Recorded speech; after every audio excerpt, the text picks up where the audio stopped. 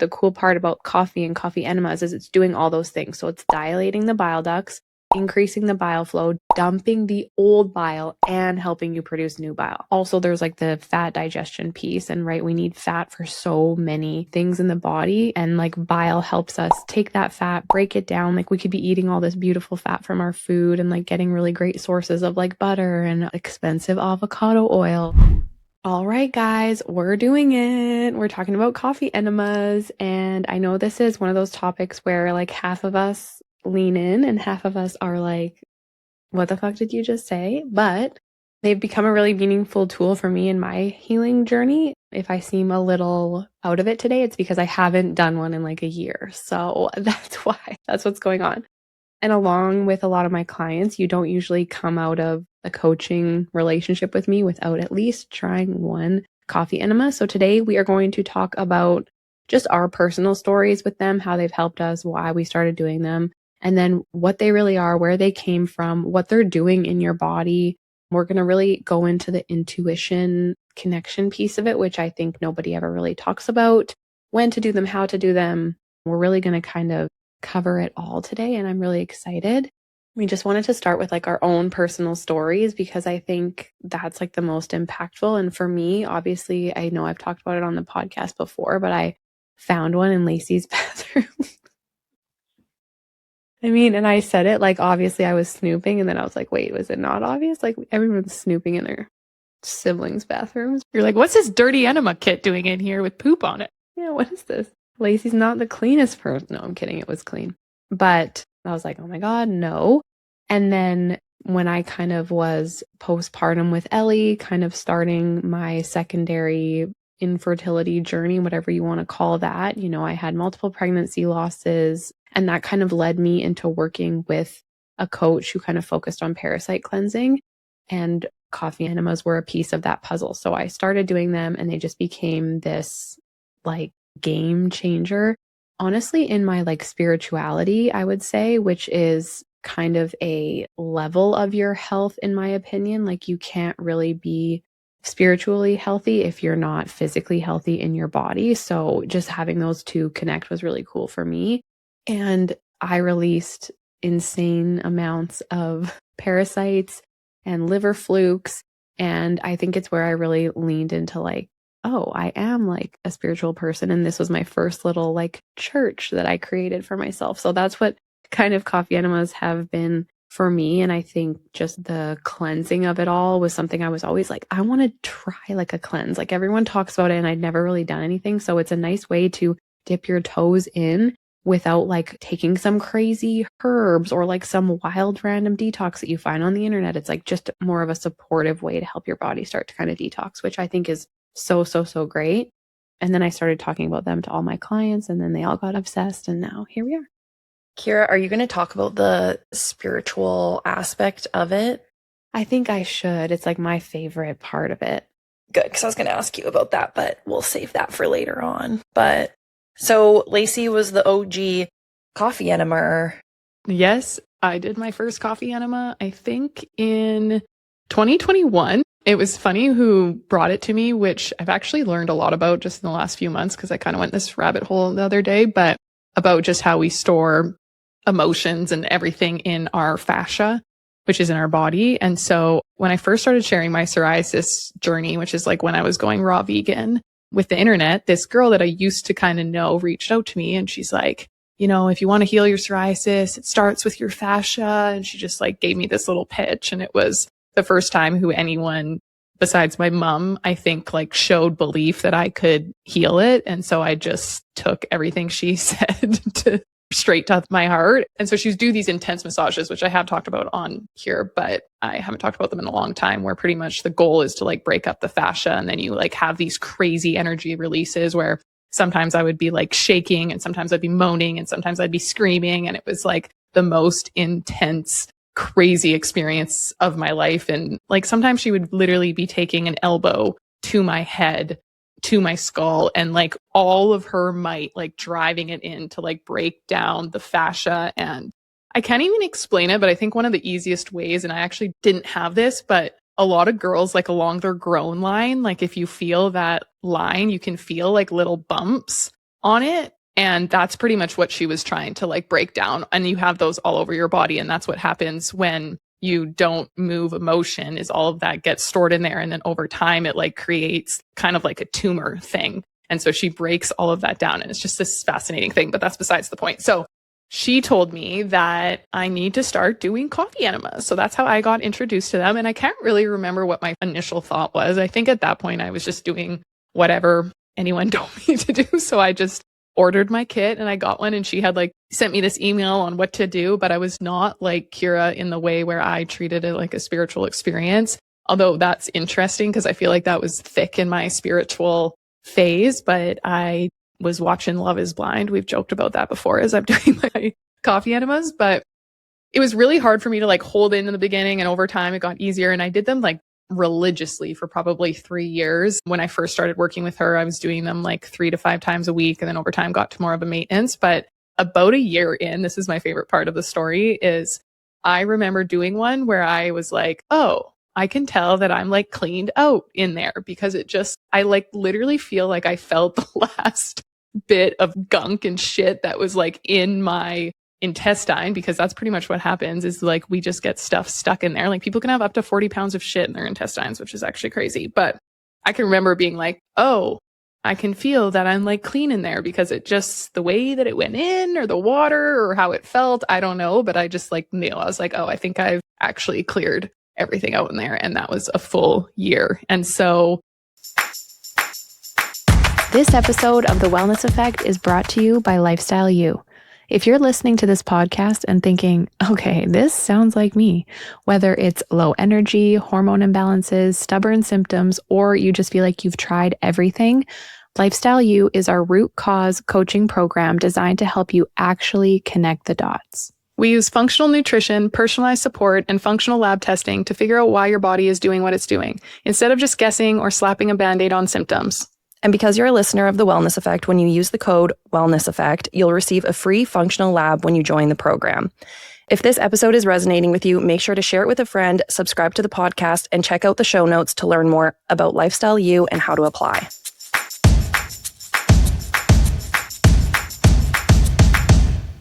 I won't lie, I've definitely not been consistent with them at all in like the last year. It's funny, actually, the other day I was like, I need to do a coffee enema, so maybe this is a sign I should get back on them. But they're just crazy, and they're obviously weird, and people think they're weird, but those are usually the people that haven't done them yet. And I always tell people that you do end up getting addicted to them, because it is such like that cleansing feeling, and you just feel so good after. So yeah, that's been kind of my journey with them. And Jeb, you're new to the club, fresh. Yeah, I'm new. So I've heard lots of ways to do it. So I kind of did like, I read when I did it, because Kira said she just like sat there, and I read another, because I got so many pamphlets when I first got mine, and it was like, okay, you can also just use it as like personal time. So I'm like, okay, I'm not maybe going to watch TV like Lacey did. I'll learn that lesson from her, but I'm like, maybe I'll just read. But it is just kind of like a nice time, because they are time consuming, and it's just, it forces you to just like be alone and like take that time at whatever part of the day you do it. But I think part of the reason why I didn't want to do it for so long, it's like daunting for sure. There's like steps you have to figure out. And I also just don't think I had a whole ton of belief in it, because I'm like, well, I know it only gets to your like colon, right? Like it's not going into your intestines. It's not the same as like necessarily like a colonic.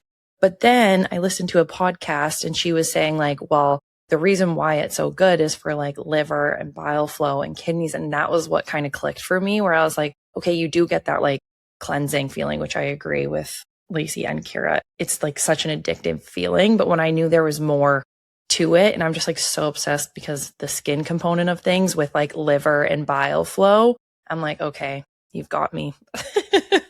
And so that's when I literally had the kit. I had the kit for a year and a half before I actually finally used it. Like it was like covered in dust. I think that's really common. I always tell my clients, if you're like considering it, just get the kit, and then like we'll go from there. We'll talk again in like 6 months when you're like, Kira, I'm ready now, maybe? Yeah, exactly. Yeah, it takes a long time.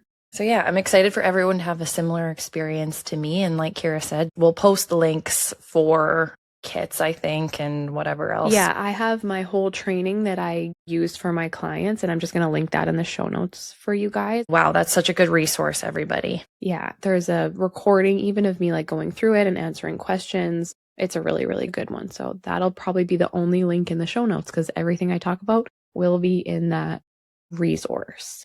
So I just like to talk about, to start things off, like what is a coffee enema? Because I think it's like, who decided to shove coffee up their butt? Like that always is so funny to me. Like who was the first person to like take an egg out of a chicken and like cook it on a pan? Like it's just so weird. Like how do humans do stuff? Like we're so funny. So basically, like if you've never even heard of a coffee enema, I'm just going to kind of start there. So of course, coffee is inserted rectally. There's kind of this big kit that you use, and it like uses gravity to feed the coffee into your rectum. But just kind of want to dial it back even from there. I find this so fascinating. Like we have literature showing enemas dating back to like the 1800s. I'm totally confident that it's even before that time. But they kind of started as like water enemas. Maybe people were adding like herbs, oils, milk, things like that into it. And they even show using coffee for like poisoning cases back then, like in the 1800s, and even things like post-surgery shock, pain relief. And then really in World War I, we get like the documentation of coffee enemas really being used as a medical tool.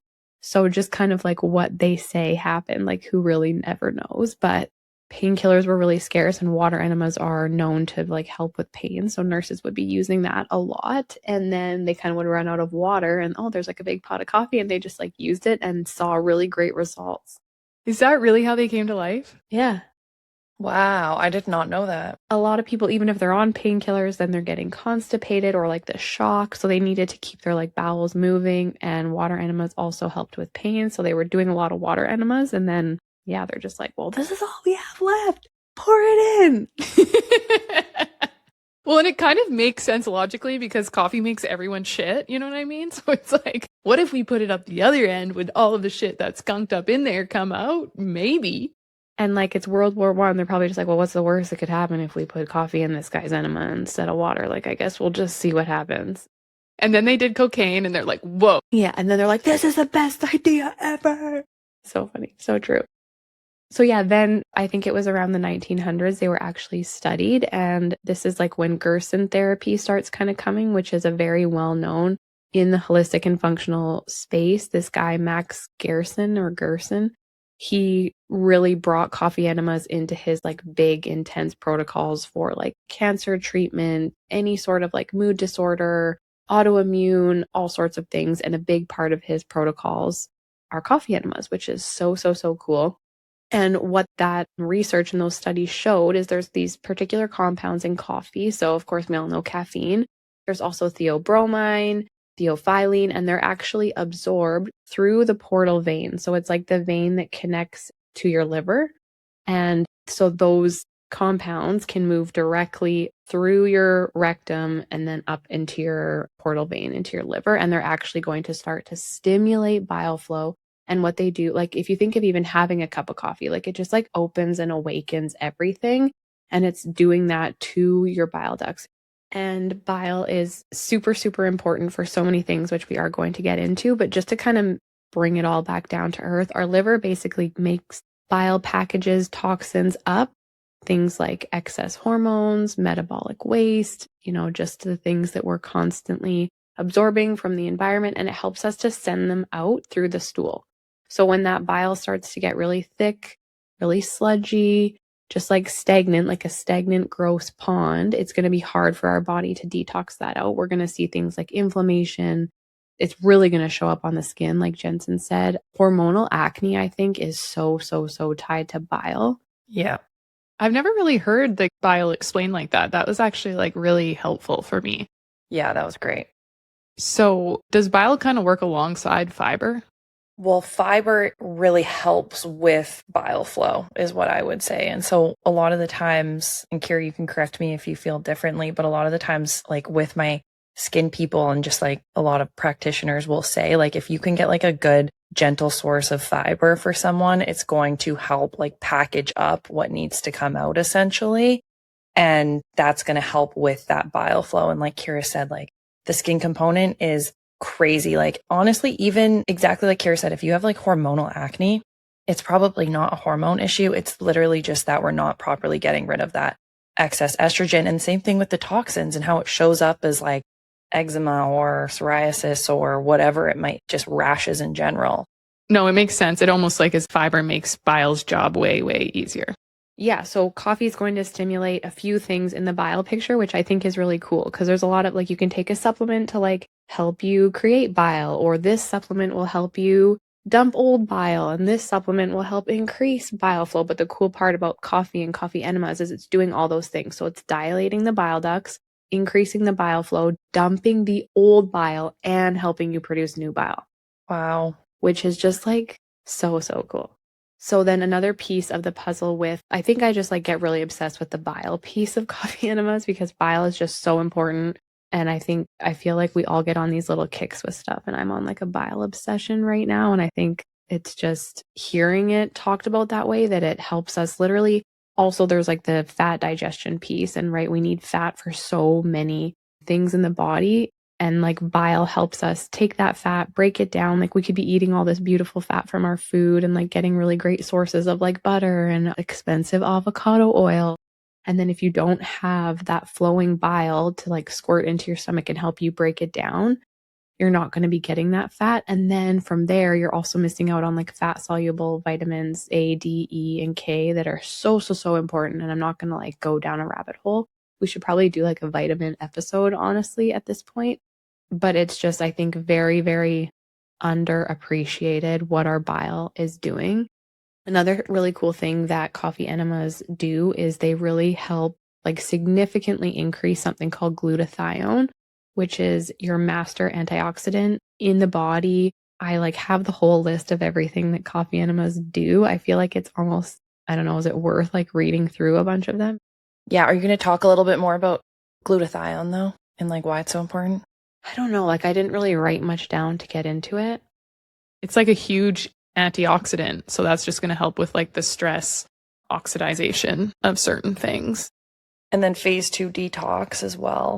Yeah, and glutathione, I feel like before we kind of like go into the rest of them, it's such a huge piece for like, once again, we hear that word antioxidants and how I think we even usually hear that it's in like our coffee and like blueberries and stuff like that. But one of the reasons why it's so powerful is it plays a huge role in that like phase 2 liver detoxification. And so phase 1 detoxification basically makes, when our liver is detoxing, it basically makes things into more of like a toxic form. And then that phase 2 is what essentially, and this is a really basic way to explain it, it neutralizes it. And that's how we get rid of it. And so if that phase 2 isn't working optimally, then we have an even more toxic form of these toxins and things that we're trying to get rid of without properly detoxifying it. Yeah, and we have all these different pathways for detoxification, and one pathway is literally called the glutathione pathway. So we need glutathione to bind up to those toxins and take them out of the body. So this is where the bile piece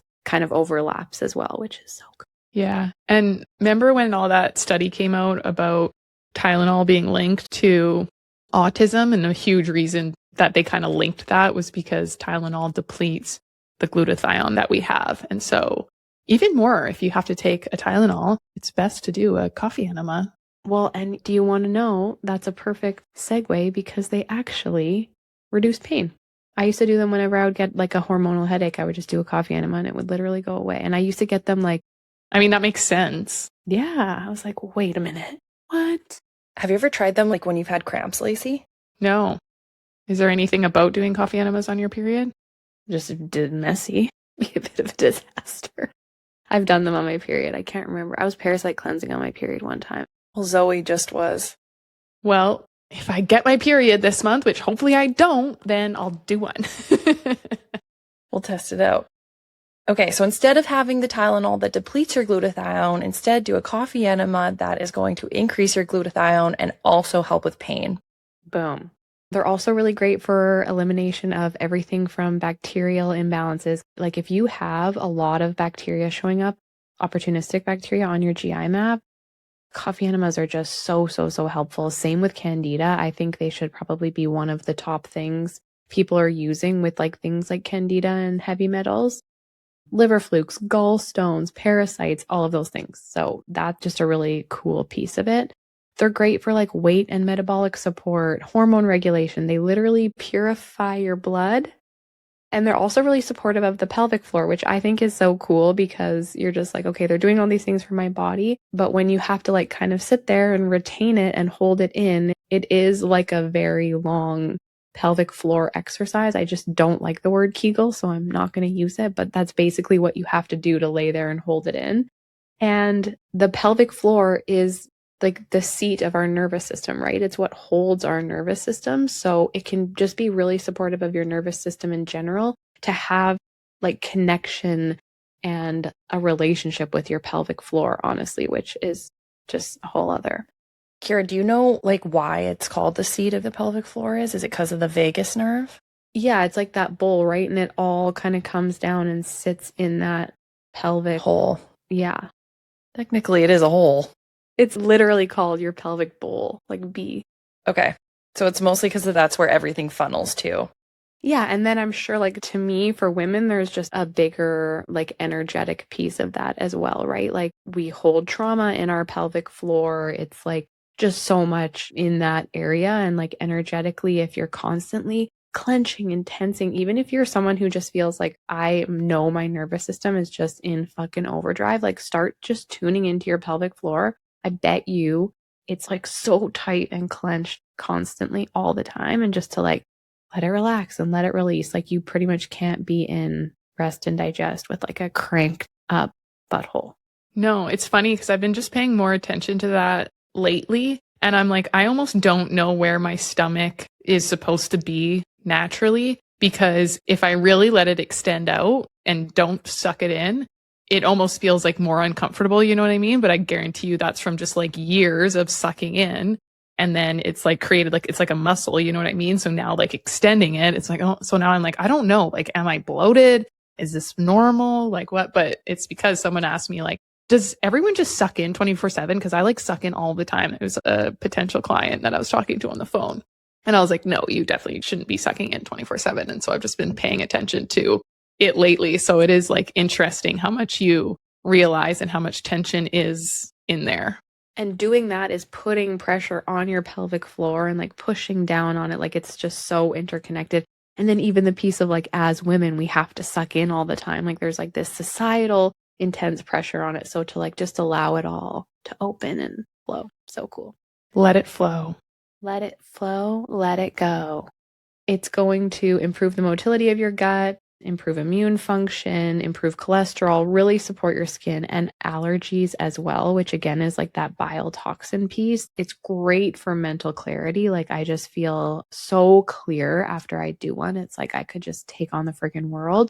It's also really important for thyroid hormone conversion, estrogen detox support. I mean, I feel like these all kind of tie into like the toxin piece in a way. But I just always include that in my training because I'm like, I want people to know how many different things this is touching on and helping. And it's like, it's not just like helping you poop. It can be really great if you're constipated. So a reason that we're like, they do feel so good, like you get this clarity because when that bile is leaving your body, like it's taking waste with it, right? And where waste kind of holds in our body is also where inflammation is going to sit. And I think that's something, I don't know about you guys, but what I hear so much talking to so many women, it's like, I just know I'm inflamed. I just know I'm inflamed. You can see it in your face. You can see it in like, usually it's like your face and your stomach, like the two spots you really wish you weren't inflamed are going to kind of hold it. And so when that inflammation drops, that's another really cool piece. Your nervous system is like on high alert when you have constant chronic inflammation. So it actually eases some of that and your nervous system can really soften. So you can kind of move back to focusing on those like rest and digest pieces, which are like clearer thinking and better digestion, just less pain. And it actually, once we kind of, start healing our nervous system, which is like usually a big piece of the puzzle for most people, there's like emotional things that can start to release that you might not even know you had. And I think this could be just a total tangent, but what is cool about coffee enemas is like you don't necessarily have to do this like big, intense, cathartic, crazy release with like years of work and therapy and like talking it out. And like nothing against therapy, love therapy. But you can literally just move it out of your body in a coffee enema ceremony. And I just like, please, I'll do a lot of the hard work for most of it. But if I can get a little bit of it out, just like by doing something like this, it's just nice to take some of that weight off of your body. So how do you actually do one of these? Do you guys have anything to interject before I keep going? No, I think this is good. Okay. No, I love it. I'll interject in the next one, but I feel like that covered everything. That was good. So how the heck do you actually do a coffee enema? And of course, we have that guide in the show notes. So I'm going to keep this kind of simple, but I do feel like I want to kind of, I do want to kind of just like touch on a couple things that are really important. If you are going to do a coffee enema, I believe it really does need to have, most importantly, like safety behind it. But of course, like intentionality is a really big piece as well. So we're using coffee enema grade coffee. You are not brewing. I remember we said this once in another episode. You're not brewing a plastic Keurig and then putting that in there. Well, and if you just think about everything I just said, right? Like it's opening up that portal vein. It's literally can go directly into your liver and through your entire bloodstream. So you do not want to be putting garbage in there. You want to make sure it's organic because we don't want pesticides getting shoved in our bloodstream, and then mold free as well. So there are brands that are specifically used enema grade and they'll be tested for mold and they will be organic. So I think that's like a really important piece that's often missed in this. So just make sure you're using really good quality coffee. That was one thing. I'm like, why I also feel like it's hard to talk about this because like you do need to be like, as much as you're putting good stuff in, you're also at risk of putting like a lot of bad stuff in if you're not taking precautions. So everything needs to be really like well sterilized, and that's all in the guide and stuff like that. So then, yeah, it's just a basic enema kit. I really also recommend looking for, honestly, glass would be the best. I haven't gotten that bougie with mine yet. I have a metal one. I think silicone's not terrible, but just please don't use plastic because then you're getting hot plastic and putting that up your butt. Like when you put it in the bag, because the bags are plastic, right? Or they're silicone. Yeah, there's silicone, there's metal, but there's also like straight up like plastic ones. Oh, okay. Yeah, so just try to get silicone at the very least. Like I have a cheap silicone one that I'll like use for travel or when I'm just like, I don't know, sometimes I just need to switch things up for literally no reason. So I have a silicone one. Is silicone like what mom used to have for those water bottles when we were young? The like water bottles that you would use for like period cramps? And they had like the little thing on the end? Like hot water bottles. Oh, a hot water bottle. Yeah, I know. I was like, I can't think of the right word, but I think it is a water bottle. I don't know that that's silicone, to be honest. Because Zach has one, and now I'm wondering, I'm like, is that plastic? I think it might be because silicone is more like, feels rubbery, to be honest. like you can bake with silicone. Right. Okay. I think it is silicone. Yeah. Okay. Okay. I don't think hot water bottles are silicone, to be totally honest, because they're like thicker. But Jeb's Googling it right now. I'm Googling it. You can probably get silicone one. Newer bottles use silicone-based material instead of rubber. That's what we're thinking of. Rubber. Yes. I can smell the rubber of mom's hot water bottle now that you say that. That's so funny. So that might be what Zach's using. So maybe I should get him a new one, although we haven't done coffee enemas in a while. Yeah. Okay. So yeah, you're boiling the coffee in a specific way to kind of release those components that I talked about, the theobromine and the theophylline. And then you're allowing it to cool to body temperature. So typically, like my little trick is you should be able to hold your finger in it for 10 seconds. And then like if you can't, it's too hot. And if it feels like, I will say I've done it before because I get impatient. So I've done it when it's too hot and I've also done it when it's too cold. And it just really fucking sucks. You're not getting quite the benefits and you can hurt yourself if it's too hot. Rectal burns, baby. No one wants those. No one wants a rectal burn. And if it's cold, it's going to just be like crampy and painful and you're probably not going to have the same benefits. I feel like I always used to do them too hot because it was actually like so much harder to go in too. And then once I realized, then I just started adding like a little bit of cold water, like after I boiled it.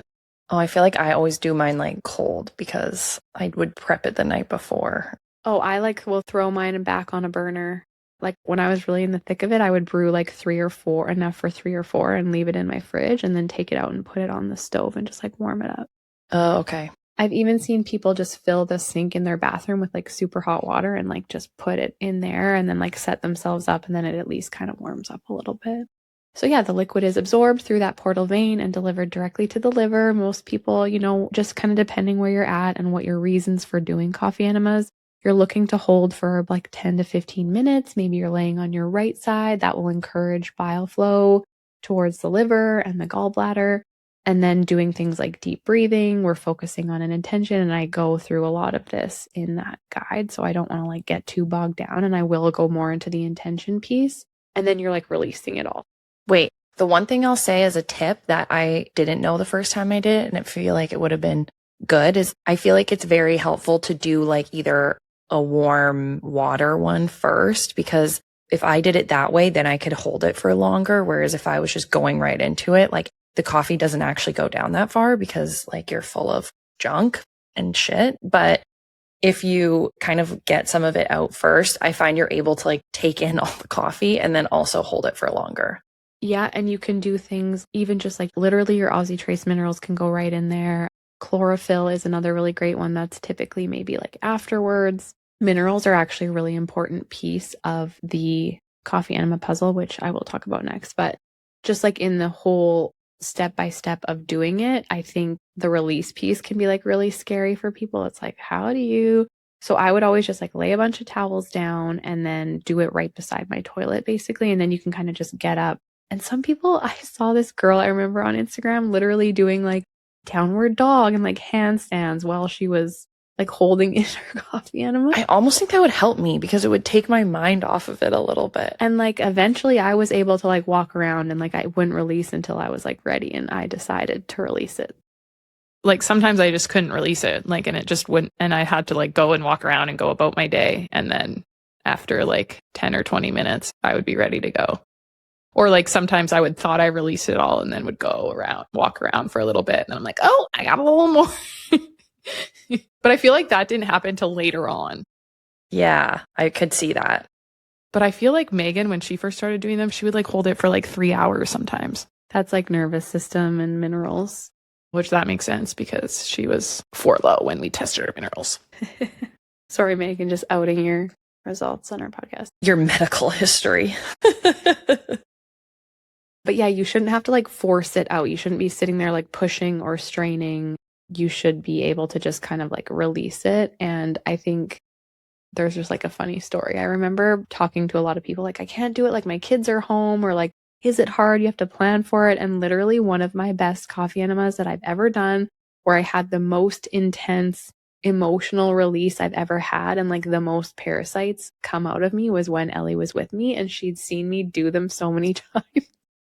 Sometimes it gets really hard and you're laying there, and I would just say like clenching as hard as you can to like not explode. And I feel like everyone's experiences are so different. But for me, it was like I had to like physically hold the towel and just like clench every muscle in my body. And I would just go, I can do this. I can do this. I can do this. I can do this. I can do this. I can do this. Like, because it comes in a wave. It's honestly so similar to childbirth. It like kind of blows my mind because it's like waves. And you're just like, I can get through this. Like, I can hold this. I can do it. Because you want to go so bad, you guys. Like, it's like when you have to shit your pants and you're like, if I don't get to the toilet in 1 second, you're like cramping. But they say to like try to breathe through that, because a lot of the times you can, and it'll come in wave. And I think my girl was like, if you can take like 20 deep breaths and it goes away, great. If not, then you can go to the toilet. So I'm like, how fast can I do 20 deep breaths? But you do want to fight that urge. That's what you're saying, right? Yes. And like there's something called the bubble. And usually when you're doing that and you like hold it, the pain kind of, or like the cramping and the urge subsides. And then you feel this like bubble internally. And that's like a really good thing. That's like a liver detox process. Oh my God, it's so interesting. This is making me want to do a coffee enema real bad. I know, same. So jealous. But yeah, then when I was doing them with Ellie this time, I was like laying there and I was crying. I was having like a really intense moment. And she was like rubbing my stomach. She's like, you can do this, Mom. You can do this. And she was so little. Like she was like 1.5 probably. And I'm just like, this is so cool. And then afterwards, this is a really critical. It can be great to take some sort of binder. I list a lot of them, of course, in that guide, but just something, that can help mop up because you are pushing a lot of toxins in the body with a coffee enema. So there's things like zeolite, there's things like activated charcoal that can just kind of help to mop some of those things up. And then also just something to be so aware of is that coffee enemas are very mineral intense. Like they use up a lot of minerals. And I think that any detox process does. And it's something that people just don't talk about when they're like slanging detoxes on the internet, especially like to kids. It just drives me crazy because these kids are like already depleted.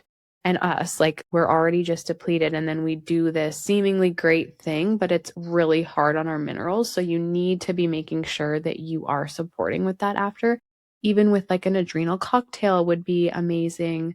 Just something a little more like a nettle tea would be great.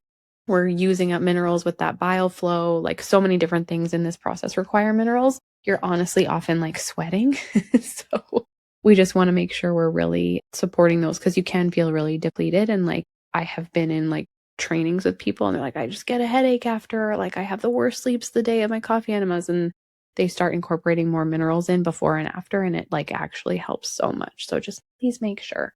Okay, so just a couple things that I do want to talk about. Like coffee enemas are not this like first line of defense when you are like starting a healing journey. I think they're a very easy way to kind of like dip your toes in, but you really should have the foundations kind of dialed in. You should be having pretty regular bowel movements.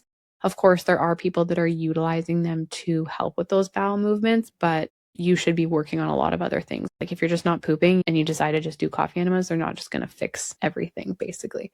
You want to be super, super hydrated. You want to be kind of focused on supporting your blood sugar just because they can spike things a little bit. And so in that adrenal cocktail, I'll typically recommend like just have a little bit of collagen in there so that it's also got a bit of protein to kind of support your mineral or your blood sugar as well. But just basically, they're not the starting point. They're those golden sprinkles on the top of the sundae that I always like to talk about. Moment? Anyone? Anything? No, I think it's good. It's just, it's not your first line of attack. And if that's what you're going for as your first line of attack, then you should probably re-listen to all of our episodes. It's a supplement. You can think of it as a supplement. It's supplementary to the foundations. Yeah, exactly. Okay, so we are going to get into kind of like the spiritual intention piece of it because this is like for me where I like really connected with it and like even with myself, like literally my best downloads, my best ideas, my best realizations, aha moments. This is making me feel like I need to find something, give myself space in my life for something else. Yeah, because I'm like, okay, I'm lacking like downtime and quiet time. But this can just be like a ritual and like making it a practice that you really connect with is so, so, so important. So like start saving your favorite songs that like get you into that zone. I have a playlist in the guide, but just like, get your phone on do not disturb, set an intention. I like to journal before and just be like, okay, what am I letting go of? It's so powerful for letting go of shit. literally Though, like shit and shit. But also like imagining, because I think it can be like scary, like, oh my God, I don't know what I'm releasing. Like, is it my childhood trauma? Is it my problems with my parents? Like, what is it? So even just to open up, like, what am I making space for? What do I want more of in my life? Like, why am I even doing this? Does that kind of make sense? Like, I want more love. I want more support. I want to feel better. I want more energy. I want more time to myself.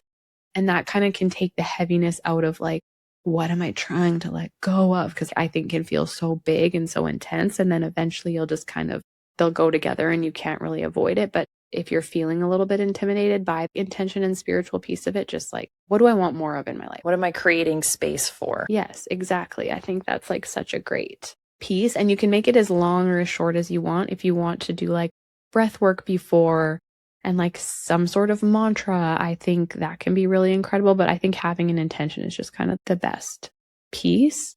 And when you kind of can experience those emotional releases, even like going back to what Lacey was saying in the beginning, like they're so deep in our body and our fascia. And I think detoxification is so much more than just like toxins and parasites. It's literally like generational trauma and conditioning in the fucking times that we are living in. So if we're opening up and making space for joy and love, we are having to let go of, maybe some parasites and maybe some toxins, but also some like generational cultural trauma that we kind of have been holding on to. And it's not random. And it's really cool to just be in this safe space where you can just let go and like you don't have to force it. It can come like so naturally. It's really cool. So once you start to like physically detox, and for me, it was like I just couldn't ignore it. Like what was coming through, I was like, oh, I'm just getting rid of parasites in this because I want to get pregnant. That was literally my reason. I don't even think, well, I like called myself woo woo, but like I didn't have like a relationship with like a higher power or anything like that. Like even just the word God like grossed me out. And it just really like, I couldn't deny it when I started to kind of tap into it, using them in this way. And it just became really beautiful. And I have an amazing playlist now. And like I would do phone on do not disturb, just put my playlist on, my red light. You can also like hold the red light over your liver or your stomach or wherever you really need more support. Yeah, I don't know. Is there anything like intention wise that you guys would kind of add? I think just like make it cozy because you can get cold and on the floor naked. No, and I think the main thing, because I think people do struggle with that like intention part, like you said, Kira, it's just like trusting what is coming to you in the moment. Like don't overthink it. And over time, as you do it or as you practice journaling and just in general, it will become easier and you'll get more like tapped in. But maybe your first couple, you'll be like, I don't know if this is good, but don't like get in your head over the intention. Just like listen. And the first thing that kind of comes to your mind, just like trust that that's what it was there for. And then just like go with it. But no, I thought that was really good. And it can literally be like, I want more. It could be something totally like, I would just want to look better. I want my skin to be nicer. Like, it doesn't have to be some like, yeah, I want to wake up with a flat stomach tomorrow, which you will. Like, I feel like everybody kind of knows something aesthetically about themselves that they want. And you can go into it with just that and it will morph into something. It might not too. And that's totally fine. One thing I do just want to mention, and I know you guys have heard me talk about this a couple times, is that detoxing of any kind while you're pregnant or breastfeeding is just not something I personally recommend or would ever do. Do you know kind of why? Is it just because there's not enough research on them, or it's like a detox process? And so it's kind of like if you're detoxing, then the baby could be detoxed. They do call pregnancy the great detox, unfortunately. And a lot of the placenta picks up like a ton of heavy metals and toxins.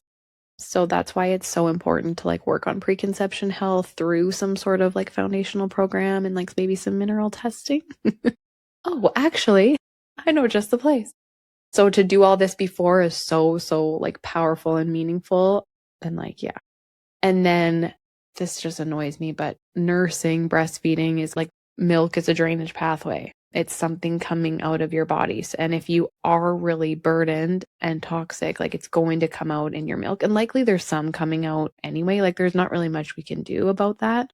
But to just push it even further just isn't something, especially like for Jake, he has eczema. And I'm like, ugh, there is a toxin component to that. And so to support your organs is one thing, but to like intentionally push detoxification, you are putting it into your breast milk. So, but of course, there's not like a bunch of people are going to volunteer for like, oh, I'll be in the study to see if like toxins go into my baby from my breast. There's not a lot of research on it, but it just kind of makes sense to not do it. So yeah, just some like final thoughts. We really want to make sure the body is supported foundationally with minerals and with like paying attention to your blood sugar. These aren't a foundational tool. They are, again, like a cherry on the top. We want to make sure we're kind of checking all the other boxes. And that's kind of all I have to say.